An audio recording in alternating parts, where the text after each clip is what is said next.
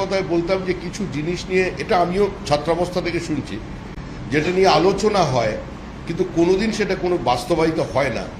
সেটা হচ্ছে মহিলা সংরক্ষণ বিল।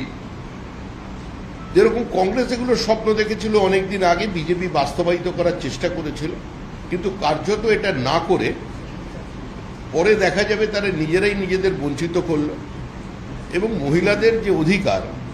অধিকার প্রতিষ্ঠা করবার চেষ্টা করেছে বিজেপি, সে 3 তালাকের ক্ষেত্রেই হোক,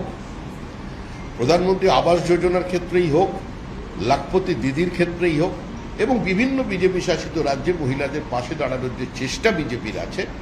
সেটা যে বর্তমানের তৃণমূল সরকার এবং কংগ্রেস সরকার নীতিগতভাবে শুধু বিরোধিতার কারণে মহিলাদের বঞ্চন স্বীকার করে দিলেন, এটা দেশের মানুষ দেখবে, এর থেকে বেশি কিছু না। সেটা হচ্ছে মহিলা সংরক্ষণ বিল। যেরকম কংগ্রেস এগুলো স্বপ্ন দেখেছিল অনেকদিন আগে, বিজেপি বাস্তবায়িত করার চেষ্টা করেছিল, কিন্তু কার্যত এটা না করে পরে দেখা যাবে তারা নিজেরাই নিজেদের বঞ্চিত করল। এবং মহিলাদের যে অধিকার প্রতিষ্ঠা করবার চেষ্টা করেছে বিজেপি, সে 3 তালাকের ক্ষেত্রেই হোক, প্রধানমন্ত্রী আবাস যোজনার ক্ষেত্রেই হোক, লাখপতি দিদির ক্ষেত্রেই হোক, এবং বিভিন্ন বিজেপি শাসিত রাজ্যে মহিলাদের পাশে দাঁড়ানোর যে চেষ্টা বিজেপির আছে,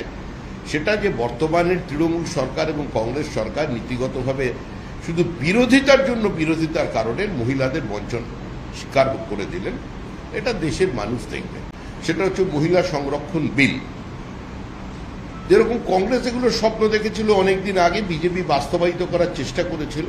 কিন্তু কার্যত এটা না করে পরে দেখা যাবে তারা নিজেরাই নিজেদের বঞ্চিত করল।